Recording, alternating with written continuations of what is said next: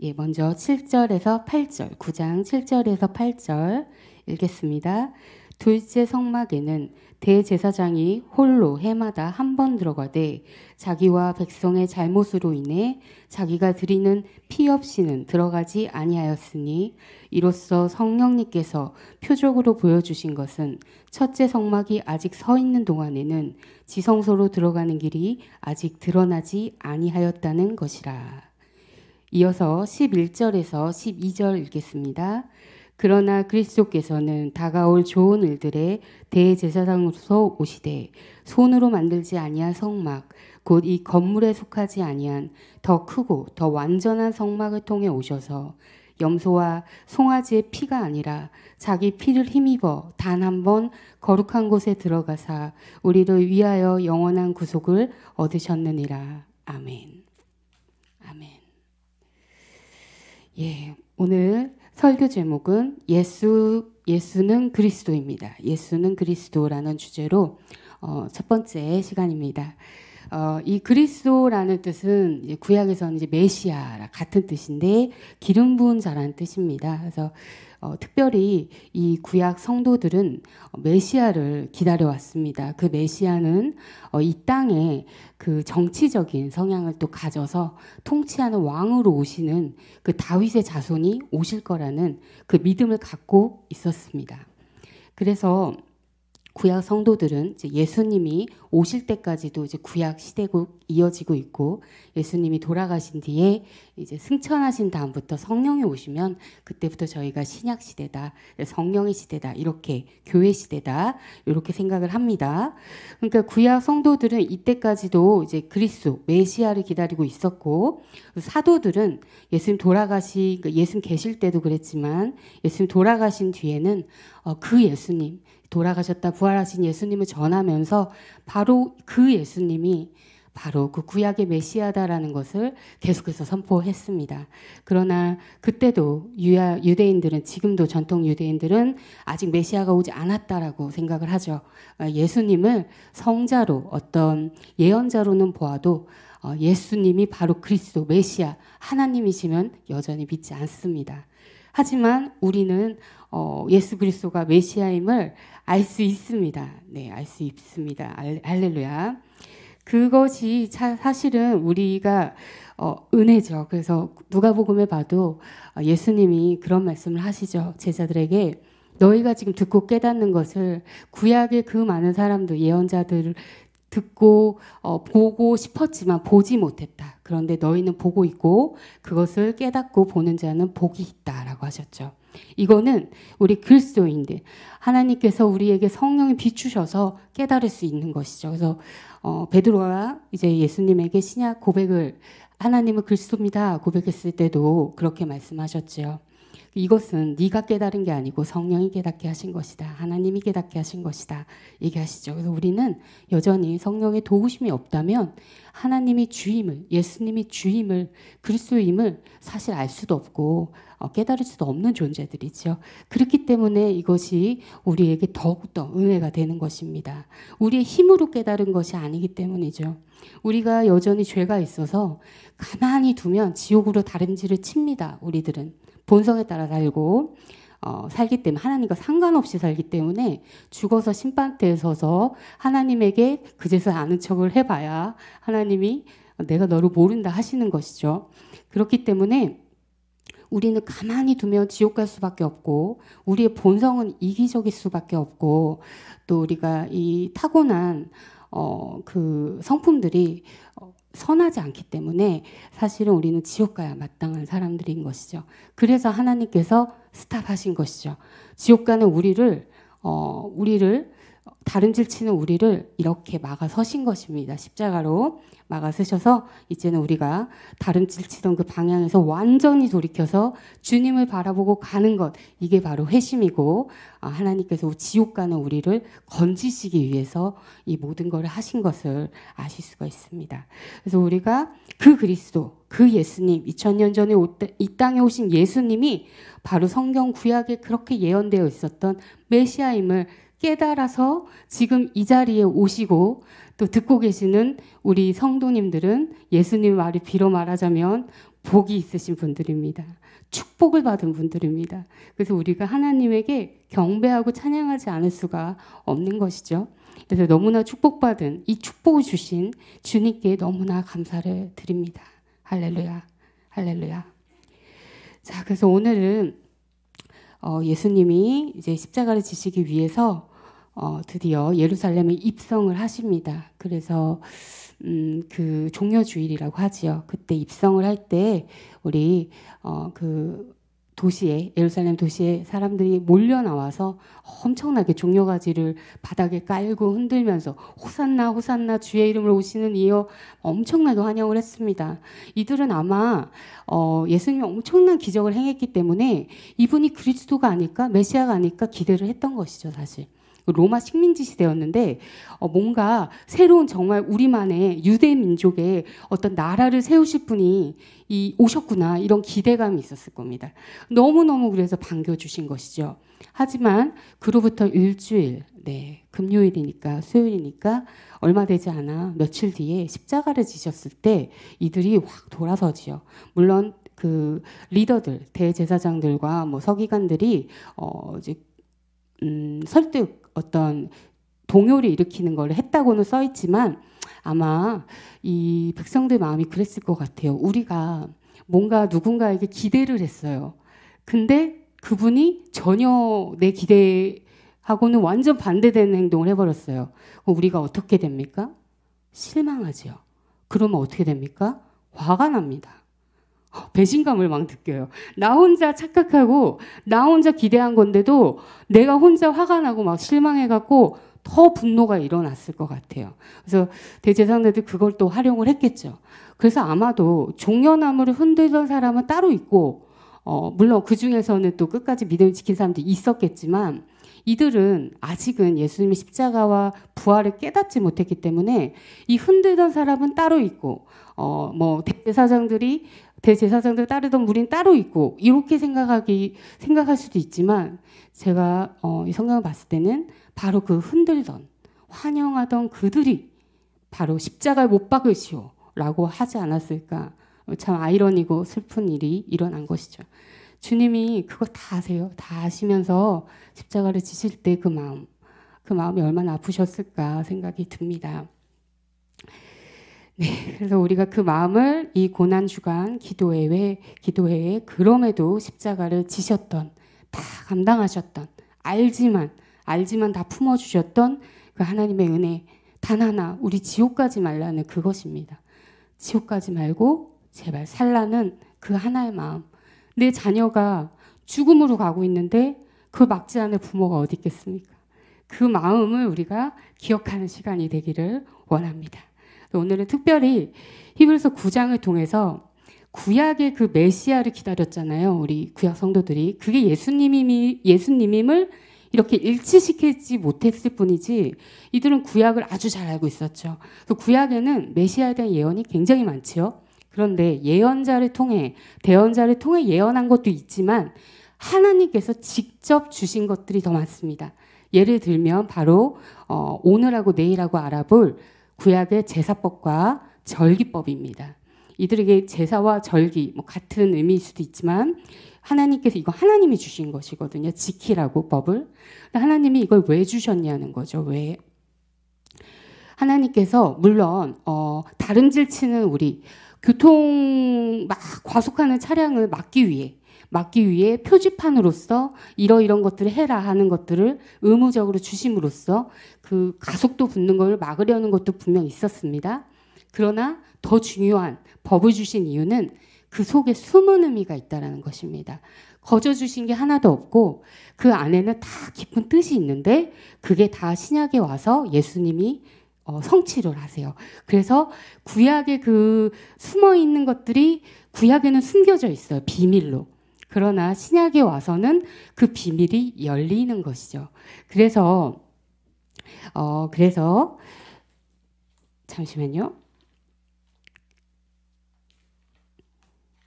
그래서 지금 PPT에는 없지만 누가복음 8장 9절에 보면요. 이런 말을 하는 겁니다. 누가복음 8장 9절에 보면 하늘 왕국의 신비를 아는 것이 너희에게 허락되었다. 제자들에게. 지금 우리 믿는 자들이지요. 이 축복을 복을 받은 자들이라고 했지요. 우리에게는 허락이 된 것입니다. 그러나 모두에게 허락된 것은 아니라는 것입니다. 안타깝게도. 근데 구약 성도들은 이때까지는 그 법을 그렇게 열심히 지켜요. 법을, 제사를. 아주 목숨 걸고 지키고 안 지키면 정말 죽이고 추방시킬 정도로 철저하게 법으로서 집행을 했습니다. 그러나 그 안에 들어가 있는 신비, 그 안에 들어가 있는 비밀, 그 안에 들어가 있는 진정한 그 뜻, 실체는 몰랐던 것이죠. 그러니까 겉만 하는 것이죠. 그리고 나중에 구약 말기로 이렇게 가면 정말로 실제로 이제 형식만 취하게 됩니다. 이 첫사랑을 잃어가지고 하나님께서 마지막 구약 말라기를 통해서 뭐라고 하십니까? 누가 저 성전문 좀 닫아줬으면 좋겠다. 그럽니다. 제사를 좀 받기가 내가 너무 힘이 든다는 거예요. 형식만 취하니까. 나중에는요 흠없는 이제 재물을 가져와야 되는데 막 절름발이 막 이제 그런 거 갖고 옵니다. 그러니까 제사 드려야겠는데 흠이 없고 막 이렇게 정성스럽게 제사 드리는 게 아니라 형식만 그냥 갖추는 겁니다. 하나님은 속중심을 보시기 때문에 그러한 제사가 오히려 더 가증스럽다고 하신 거죠. 마지막에 그렇게까지 타락을 합니다. 그러니까 하나님께서 정말 말라기 이후에는 대언자를 세워주시지 않으세요. 400년 동안. 그리고 마지막 대언자가 세례 요한이지요. 그 예수님이 오십니다. 세례 요한이 6개월 먼저 태어나지요. 그 다음에 이제 예수님이 오시는 겁니다. 이 역사가 있습니다. 그래서 오늘은 간단하게 구약 제사가 많이 있습니다. 그러나 오늘 간단하게 하나 볼 게 뭐냐면요. 바로 대속죄제입니다. 대속죄일. 구약의 제사는요. 물론 뭐 여러 가지가 있습니다. 매일매일 드리는 게 있어요. 번제, 소제, 하목제, 속제제, 속건제. 이거는 이제 제사의 형식을 말하고 이제 칠제 제사 같은 경우에 6월절, 이제 절기, 6월절, 무교절, 초실절, 오순절, 나팔절, 대속제일, 초막절 7가지 절기가 있는데 이 대속제일이 큰 절기입니다. 이 대속제일에 숨겨진 예수님을 찾아보겠습니다. 대속제일. 이때는 자, 예전에 성막을 주셨잖아요. 오늘 우리가 읽었지 않습니까? 뭐라고 하죠? 이게 모형이라는 거예요. 모형.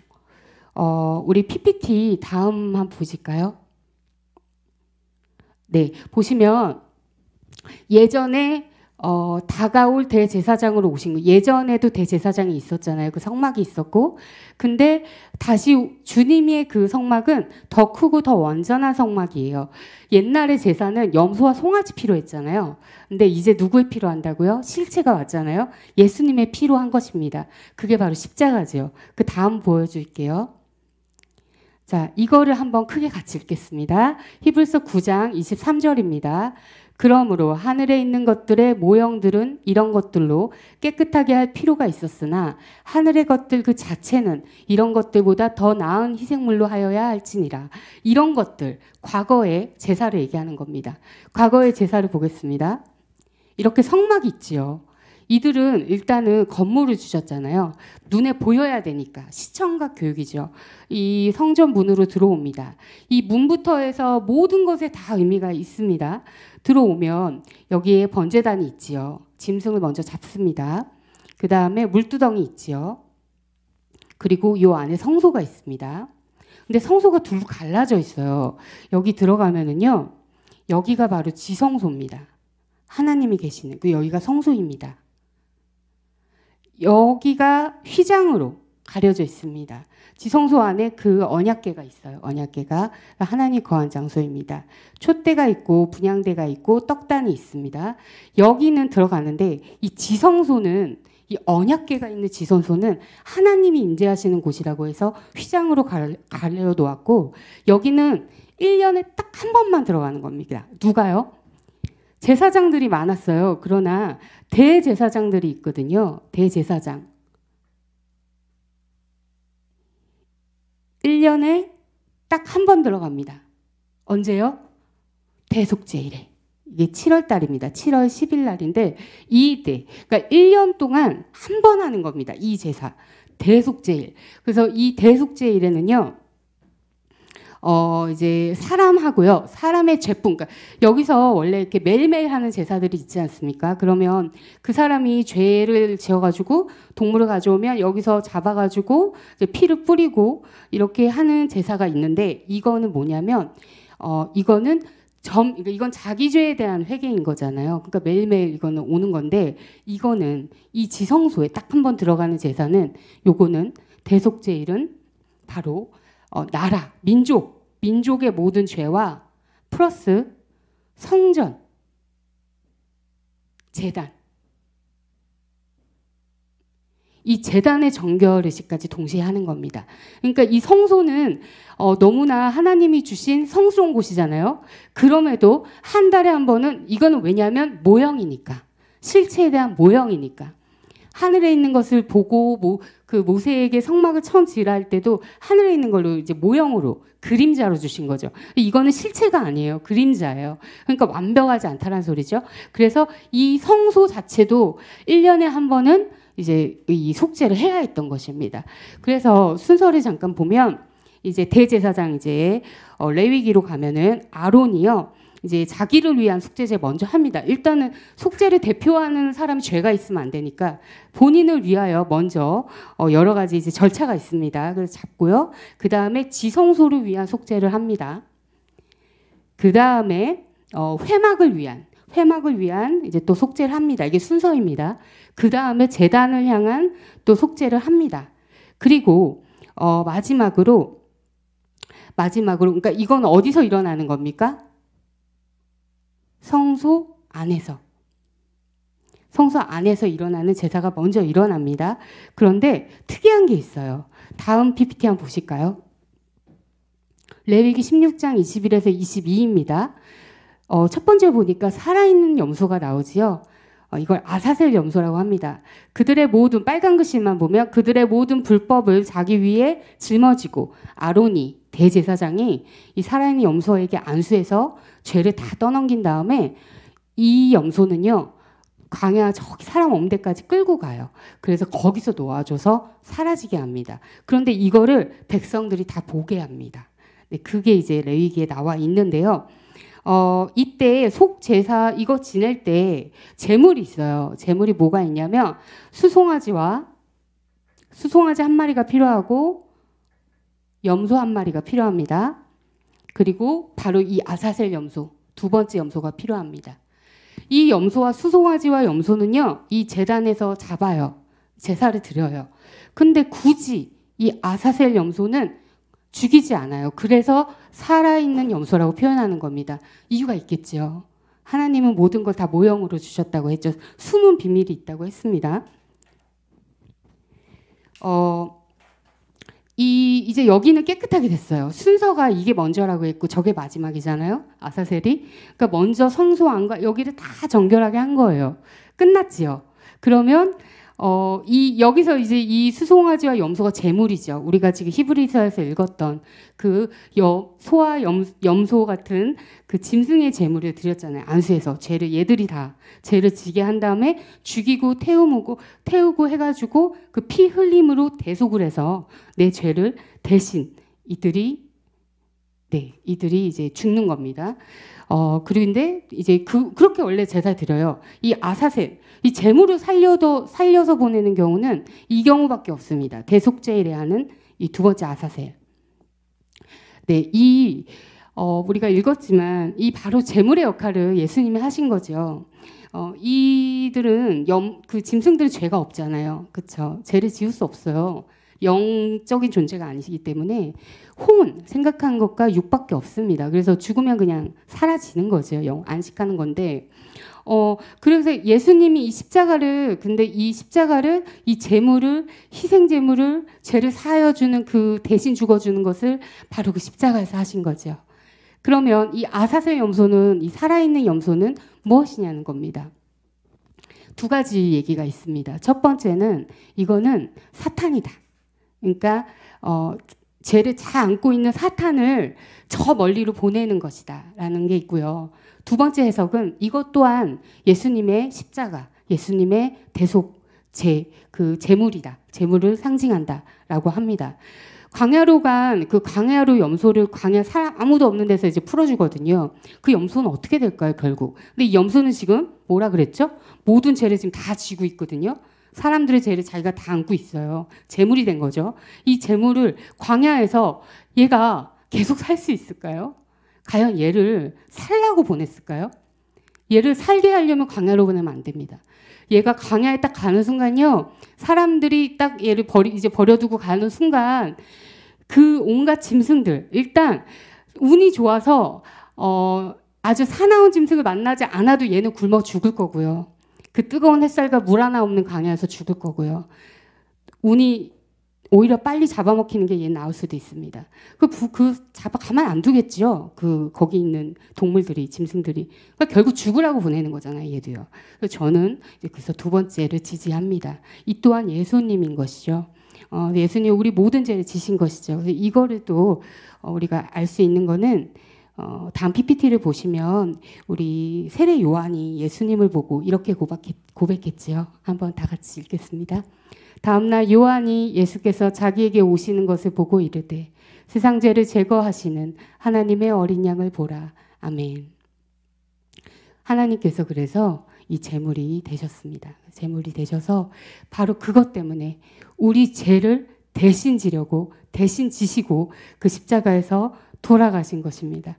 그래서 우리가 이제는 죄인이 아니고 하나님이 보시기에 그 6월절에 그 어린 양의 피를 문설주에 다 바르잖아요. 그러면 천사가 뛰어넘는다고 했지요. 마찬가지로 예수님의 그 십자가의 은혜가 나를 위해 다른 게 아니라 내 죄가 있었는데 내가 죄인인지도 모르고 살았는데 내 죄가 있었구나. 근데 그게 하나님께서 죽어주시고 그거를 또 짊어지고 가셔가지고 그거 내 눈을 다 보게 하잖아요. 이거는 이제 죽이면 끝입니다. 그러나 이거는 어때요? 가는 걸 보는 거예요. 이렇게 다 내 눈앞에 사라질 때까지 봅니다. 백성들이 보게 해요. 그런 의미가 있는 거예요. 내 죄가 사라지는 것을 보는 겁니다. 그래서 내 죄가 저 멀리 떠나가는 것을 보게 하는 것이죠. 누가 그 두 가지 역할을 위하여 하나님께서 십자가를 지신 거죠. 그래서 우리가 그 은혜 때문에 우리가 하나님이 우리를 이렇게 보셨는데 우리가 우리의 의로 막 우리의 어떤 자랑거리로 이렇게 서 있는 게 아니라 하나님 나 착한 일 했어요. 하나님 나 저 사람 도와줬어요. 이런 정도가 아니고 사실 그거로는 하나님의 곁에 천국에 가는 게 글쎄요. 구원은 하나님께 달렸지만 우리가 어떻게 선한 사람이 하나도 없다라고 신약에서 분명 말하고 있습니다. 그러니까 정말 완벽하게 선할 수 없어요. 그걸 인정하는 것입니다. 그래서 우리가 의인이 됐다라는 표현은 이제 나는 완벽해요라는 표현이 사실 아니죠. 나는 죄인입니다라는 고백입니다. 사실 나는 죄인인데 문설주, 이 어린 양의 피를 문설주에 발라주셨듯이 우리가 예수님의 그 피를 믿음으로써 이 십자가 사건을 내 죄를 다 지시고 돌아가시고 내 죄를 지시고 저 멀리 갖다 놓으신 그 하나님 예수님의 그 십자가 사건을 믿었을 때 그럴 때 우리가 하나님 앞에 이렇게 주님의 그 사랑으로 우리가 덧입혀졌을 때 주님의 십자가 은혜와 부활의 그 능력으로 우리가 덧입어졌을 때 우리가 옷을 입는다 표현합니다. 입었을 때, 그 피를 뒤집어 썼을 때, 그때 하나님께서 우리를 보시니 우리가 보이는 게 아니라 우리 죄는 예수님 다 가져가셨잖아요. 없어졌습니다. 뭐가 보입니까? 예수의 피가 보이는 겁니다. 우리에게서.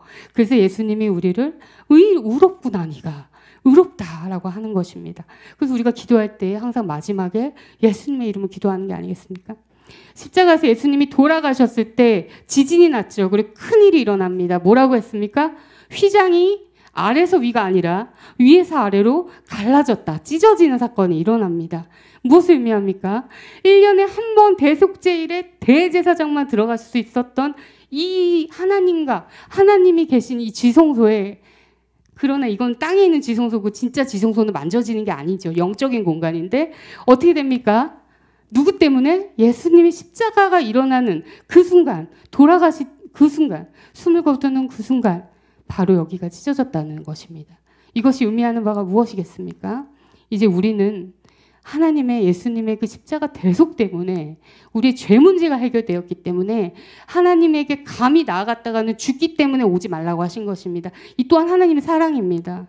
네가 죄가 있는 상태로 내 앞에 오면 죽어. 그러니까 오지 말라는 것입니다. 모세에게 여기는 거룩한 곳이 신을 벗으라 같은 말씀인 것이죠. 우리가 죽길 원하지 않으세요. 주님께서는. 그렇기 때문에 우리에게 오지 못하게끔 이걸 막아놓으셨던 것이 예수님의 그 십자가 사건 때 바로 갈라져서 이제 우리는 예수님의 이름으로 아버지라고 하나님을 감히 부르면서 예수님의 이름으로 기도합니다라고만 하면, 정말 그걸 믿고 기도만 하면 다 들어주신다는 겁니다. 이게 바로 새 언약입니다. 우리 그리스도인들, 우리 교회 시대에 우리 성도들에게 주어진 이 놀라운 기적입니다. 구약 성도들은 감히 상상도 할 수 없었던 그런 일이 예수님의 십자가 때문에 우리에게 주어진 것입니다. 그래서 우리는 능력이 있습니다. 우리는 능력이 있습니다. 주님이 능력이 있으시기 때문에 그 옷을 덧입고 이제는 우리가 주님의 능력으로 살아내는 것입니다. 방법은 하나이겠죠. 자, 여전히 내가 살아있어요. 내가 주님이란 옷을 입었는데 내가 사실 내 실체가 여전히 나예요. 나는 여전히 꼿꼿이 살아있어요. 그러면 주님이 내 안에 계시지 않습니까? 내 안에 영의 공간 내주하신다 하셨는데 주님이 이게 보이겠습니까? 이게 내 껍데기가 이렇게 단단한데 세상에 주님은 빛이신데, 그러니까 우리가 빛이 아닙니다. 주님이 빛이셔서 우리를 통해 빛이 돼서 우리도 빛이 이제 되는 건데, 그 원리가 주님 빛인데 우리 스스로가 빛이 아니잖아요. 주님이 빛이고 그래서 우리가 빛인 건데, 주님은 요 안에 빛으로 늘 계실 것입니다. 성령 충만은 늘 있습니다. 우리가 거기에 안 들어갈 뿐이에요. 다 못 들어갈 뿐이죠. 성령 충만은 쌓아가는 레벨이 아니라 늘 충만해 계십니다. 그러나 우리가 얼마나 얇아지느냐입니다. 우리가 얼마나 내려놓느냐, 우리가 얼마나 우리 자아를 부인하고 십자가를 질 것이냐, 이게 우리의 문제지 하나님은 늘 충만하게 계십니다. 빛으로 막 계신데 우리가 여전히 단단한 우리의 생각과 우리의 의와 우리의 판단과 내가 주인 되어 사는 그걸로 꽉 차 있으면 주님의 빛은 세상으로 조금도 나가지 못할 것입니다. 그래서 이 은혜를 맛본 자들, 이 주님을 이제 하나님의 아버지라 부르며 아버지 앞에 1대1로 나아갈 수 있는 이 은혜와 능력을 발휘하는 삶은 이제는 우리가 할 일은 하나밖에 없습니다. 주님은 이미 다 하셨습니다. 이제 우리가 할 일이 남아있죠. 우리의 책임이 남아있습니다. 무엇입니까?